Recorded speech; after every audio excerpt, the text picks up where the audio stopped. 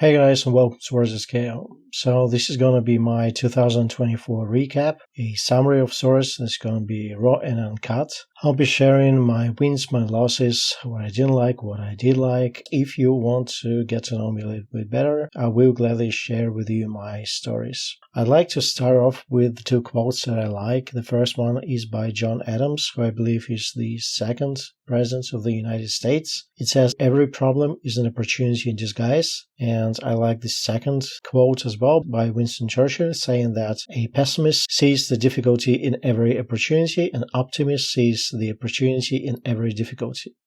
And this has been very true for this year, since I've struggled a lot and I had to rethink a lot of things that I'm currently doing and not doing. Nonetheless, I'm trying to stay optimistic, and I have a rather optimistic outlook for the upcoming 2025. So let's start with the good, the bad, and the ugly, transitioning to the good. So the first thing and the most important thing for me is that my family is currently safe and healthy. We've just come out of a 2-week flu, and it was very hard on the kids, especially.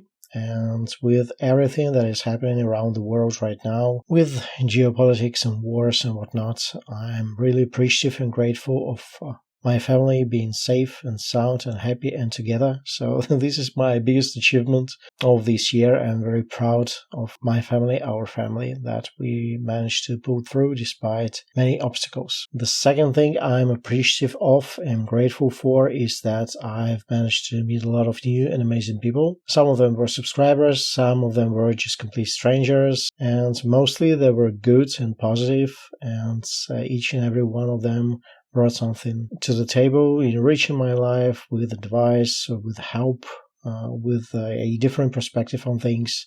So I'm very appreciative of you guys, of the new people that I've met. Next up, and this is going to be controversial because it has a downside, but since I'm talking about the good here, I'll try to stay positive. So I've tried a lot of new things and projects this year. I don't think I've ever tried this many different sub-projects, websites, startups, SaaS businesses as this year, and I've just learned a lot. Not all of them were successful, but I've learned a lot.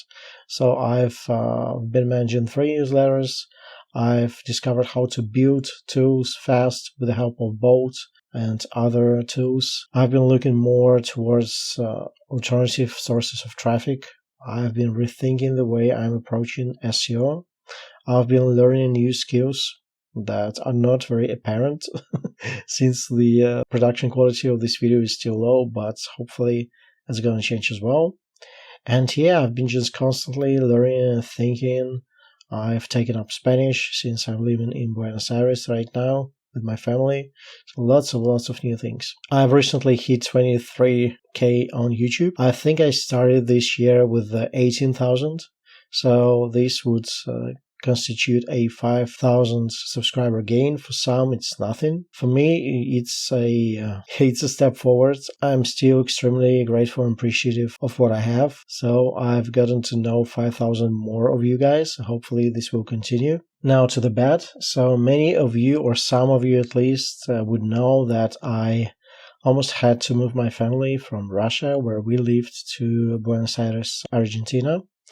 And even though the weather is magnificent and I like the people here, to be quite honest, it wasn't what we were hoping for in many aspects. And we are now thinking of changing the country once again, but it's proven to be difficult because it does take a huge toll on finance, and I'd like to make a shot in the dark, so to speak. So guys, we're thinking about either New Zealand or Australia. So if you are from New Zealand and Australia and you are interested in hiring somebody like me with 70 years in marketing experience, 10 years in a strategy director capacity, with loads of experience in econometrics, data science, branding, positioning, advertising, let me know. I might be interested in starting again in either New Zealand or Australia. I'll leave my email here for you to see. So again, if you are from New Zealand and Australia, or you know somebody from those countries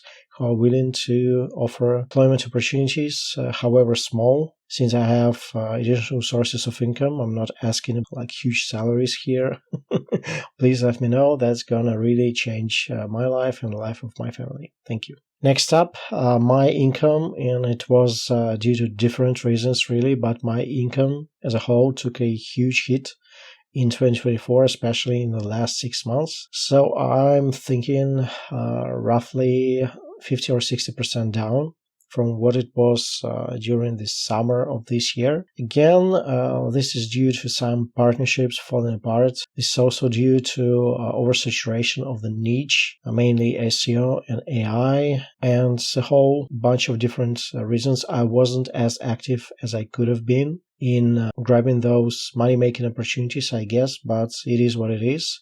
And as a continuation of the previous statement, some people I thought I had good relations with turned out to be not what they seemed once again. I wouldn't call those betrayals or anything like that, but again, there were some instances where people would let me down, and that would continue throughout the 2024, unfortunately, on so many different projects and occasions from different spheres, and it wasn't funny. I was at a point where I was just losing hope in humanity, because I usually approach new relationships, working relations, friendships with good intentions, trying to be as helpful as I can, and yeah, people were letting me down throughout the year, unfortunately. Next up, and this is very difficult for me to admit since I'm a somewhat public person running a YouTube channel, but even though I learned a bunch of new things, none of the side projects I was doing took off. None of the newsletters really blew up, even though I have an email list of 13,000, I think, right now, which is a pretty good-sized email list, considering I wasn't consistent with it. Some of the tools, free tools especially, that I thought would just bring me a lot of traffic and interest, weren't doing that at all. Some of the side projects, websites that I tried to run in the background, many of them failed, and even though I learned heaps from the experiences and I wouldn't change anything, I was secretly hoping that just playing the numbers game, some of those endeavors would take off, but they never did. So now, if this wasn't enough, let's talk about the ugly.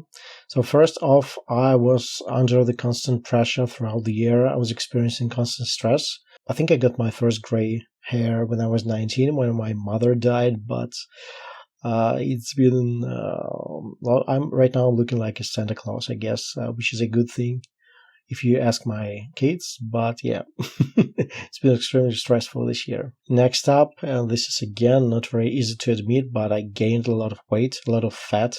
I wish this was muscle, but it wasn't, pure fat. So I'm sitting at around 105 kilos right now, despite 80 kilos or 85 kilos being my ideal weight. So I'm very overweight at the time of the recording. Hopefully this will change. It is what it is. I'm just reporting the numbers here, guys. Next up, and this has just happened. So one of my websites lost 95% of traffic, and this website is trickminot.ai. And this is wrong on so many levels. So this website that I was very proud of, it literally survived every single Google update. So let me just go back 16 months. And even though I had ups and downs, I managed to recover each and every time. So I recovered here. I plateaued for a lot of, for some time, but I recovered here. I got dropped by Google algorithm again, and I managed to recover here. So at the time of the last update, I was around 500 clicks consistently, and then everything just dropped to what right now is 30 clicks per day. I'm still getting traffic because I have my newsletter, I have my tools. So I have some non-organic Google traffic, but again, this was very disheartening. And since it just happens like a week ago, when the Google update was announced, I was like, okay, let's see what this brings. But yeah, this was just earth-shattering, and I think I've lost like 95% of traffic or something. Another thing that I struggled with, and I'm still struggling with to this day, is creative burnout. So I want to be super helpful. That's one part of me. I enjoy being helpful a lot, but I hate being repetitive. And I see some successful YouTubers regurgitating the same kind of information over and over again, repackaging it.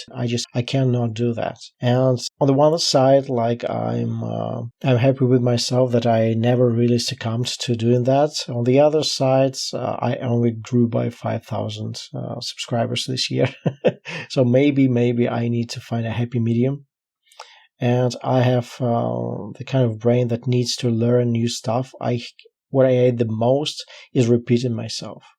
So in order to stay hopeful, next year I need to learn a ton of new skills. And this is what I'm doing right now. And lastly, I've been super inconsistent with posting on YouTube, and YouTube just hates that. So it doesn't really matter if you post 3 times per week, once a week, once a month, or every day. Just stay around the same schedule. And I've been all over the place this year. I've been posting every day.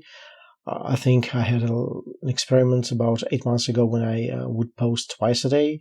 Then I would post once a week, 3 times a week, and Google hates me right now because some of my videos, they're just getting like 300 to 400 views, which is nothing.